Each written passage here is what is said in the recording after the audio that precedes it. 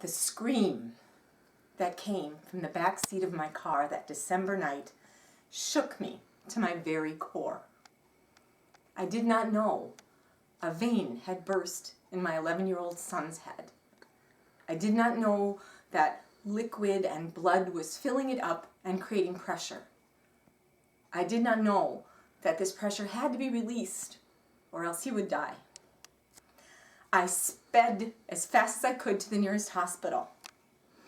Taking my beloved son out of my arms, I couldn't even see him anymore for the 17 hospital workers who were standing around him.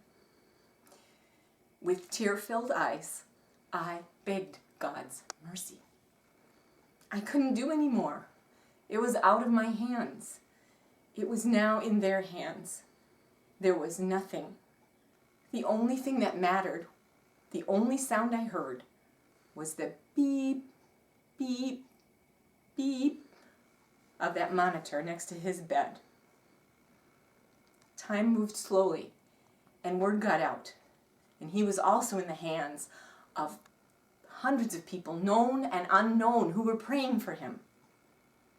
People at work heard, and they sent their comp time to me so I could stay by his bed and never miss a paycheck.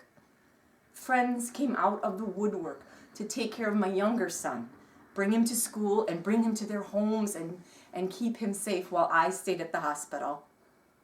One dear set of friends sent me their Christmas money so I could help pay for the mounting hospital bills. And the walls of Alex's room were covered with cards from children from 2 different schools. Time went on. A full month and 4 operations later, Alex lay in his bed. He looked so much like those concentration camp survivors you see pictures of. His head was shaved and there was a scar from one side to the other. He was pale, he was emaciated, he was frail from living off of intravenous fluids. But he was alive. My little boy was alive. And he was alive because a community came together and did all they could with the gifts they had to help him out. There was no guarantees with what they did.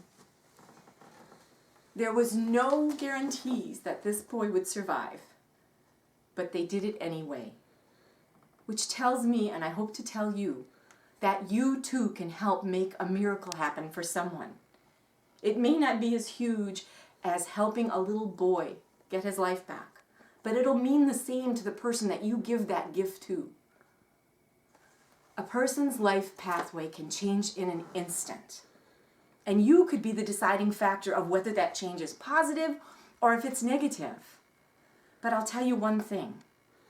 You will be forever changed yourself. Thank you. Hello. Thank you, everyone.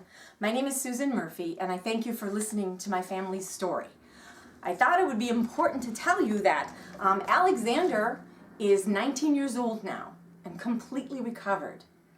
But I know that I am still so grateful to every person who did something large or small to make sure that we still have him in our lives today. I guess I just want to say that I hope it doesn't take a momentous event like that for you to feel that you have important gifts to give. Because in the end, you alone or us together, we can make those miracles for someone else.